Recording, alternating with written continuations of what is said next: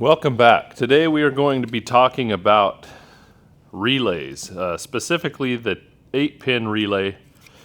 This is one we commonly use in our industry, the pump industry. And what is a relay? Well, we're going to talk about it. It's an 8-pin relay. All relays are basically electrically controlled switches. That's all they are. There is an input of voltage to this guy, and it will make it change state and start something or turn something off or shunt something or basically control something exterior versus going up and turning the switch on by hand. It can be done electrically. So we're going to go over a couple of the terminologies here. So first off, we call this relay sometimes an ice cube relay. You'll hear sometimes.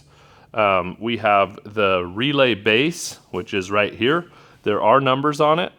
If you're hard at seeing, you will want some glasses when you're working on these things. Here is the actual relay itself. This one is a 24-volt coil. We like the Schneider Electric relay because it has a light when it's energized. It has a signal, a little orange piece comes down when it engages. So you could say, hey, it's not engaged, but the light's on. That means the relay's bad. And it also has this little deal you can push with the screwdriver to start it, or you can flip it up to leave it on if you want to just test it without sending voltage. So you've got it wired. You want to make sure it's going to start something, start your pump. You can flip it on and then say, okay, it's going to work when it gets power. Here's the back of it. Basically, it's got a little indentation, so it can only go into the base one way. Also, we use the IDEC relay base, and we like them because they're a little more hardy. They're actually a higher voltage rating on them, and also they come with these little jumpers, which are nice. So if you have to jump from one terminal to the other, you can throw that underneath the screws. They're kind of nice. I like that. We use those quite a bit when we do two-float systems. Last, and this is applicable to most relays, is DIN rail. We always want to install our relays on DIN rail. Don't put them on screws. You'll break these bases. It's just not a good practice. Always do DIN rail. And keep in mind, when you're going to cut DIN rail, cut it to put an extra piece on there. Unless you're limited for space in your application, always put a little extra. You never know. You might need to put a timing relay next to it one day. And as a matter of fact, we'll be getting into timing relays here soon. Not today. So a couple more of the descriptive terminology is, we got DIN rail, relay base, ice cube relay, we got that. The coil voltage, very important. And moving back into the electrical application of all electrical components, we really want to read what is this thing rated for? How many amps are the contacts rated for? What's the coil voltage? It's really easy to just pull this one out because it's not working and put another one. And I've done this in my history where I pull one out and I think it's a 24 volt and I put a 24 volt in there and it was 120 and I burn a coil. And you can even do more damage if you're not paying attention. Now, what I've found is a standard 8-pin relay, non-timing relay, just a normal relay, will always be wired the same on the back end. So swapping like for like or even a different brand is usually 100% acceptable. But you always want to put on your glasses if you need to and read this diagram. They're very, very hard to read. They do not make these for the blind and going blind like me at 42. So moving on, we have a couple of these letters here. You might not be familiar. You might be familiar. SPST, SPDT, DPST, and DPDT. These are signifying the poles and the throws. So, spoiler alert, an 8-pin relay is a double pull, double throw. Because you can see we have two poles and it throws two ways. Double pull, meaning two separate sources of power can go through these, or 120 and a 120 making 240, or I've seen it where there's a 24 on one and a 120 on the other. whatever. Double pull, double throw, meaning it's closed and open. It can be closed and open. Double pull, single throw would be 2 pulls, but it's only going to be open or closed, but it doesn't have another throw. Single pull, double throw would be like that. Single pull, single throw would be like that. Just single pull on off. It doesn't go to an open or a closed back and forth. Couple other things. Shelf state, very important.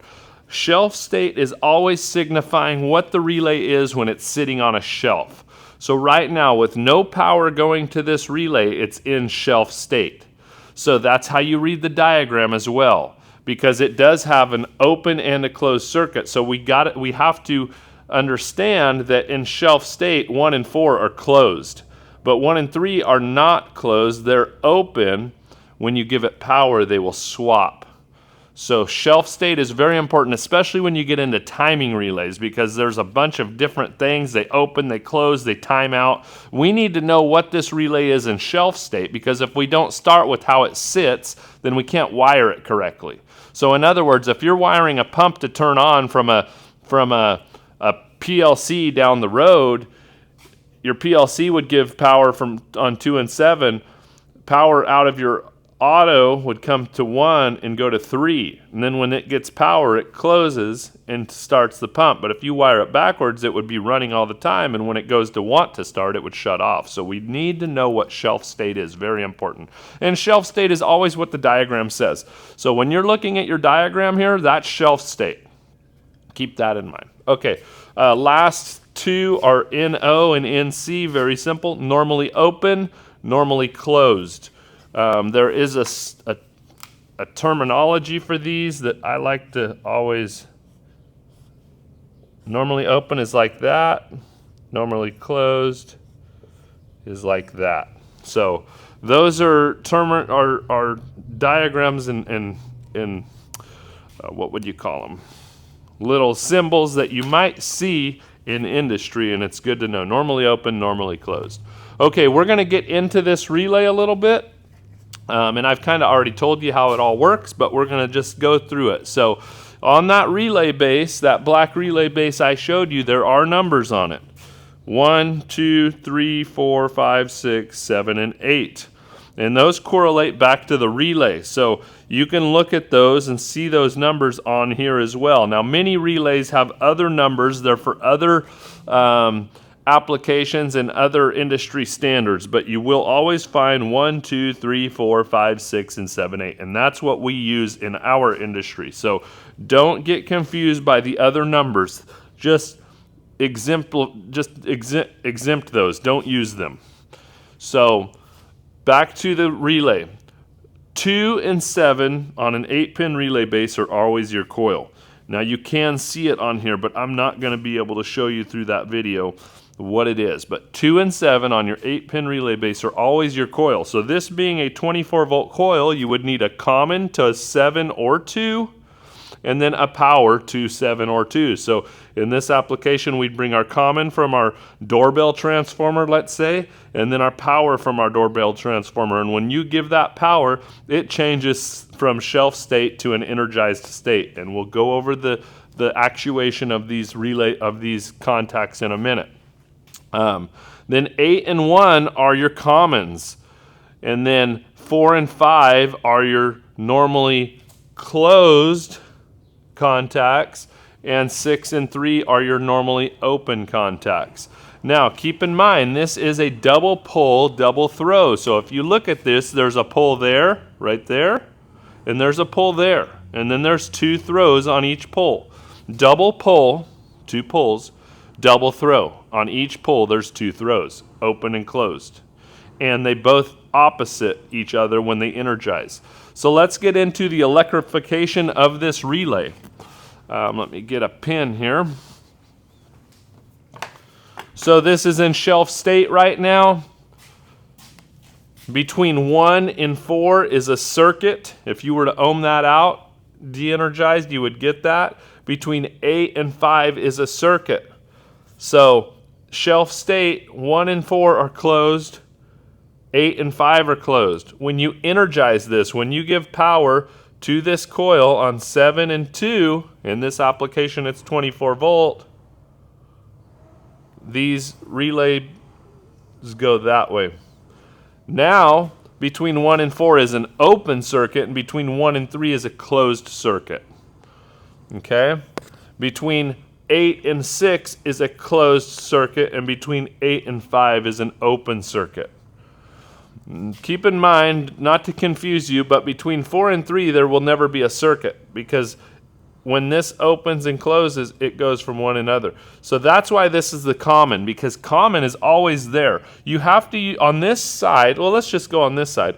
On this side, you have to use 8 to get an open or a closed circuit depending on the shelf state or electrified state. You can't use 5 and 6 and make anything happen, because the pivot on this contact is on 8, and on this one, 1.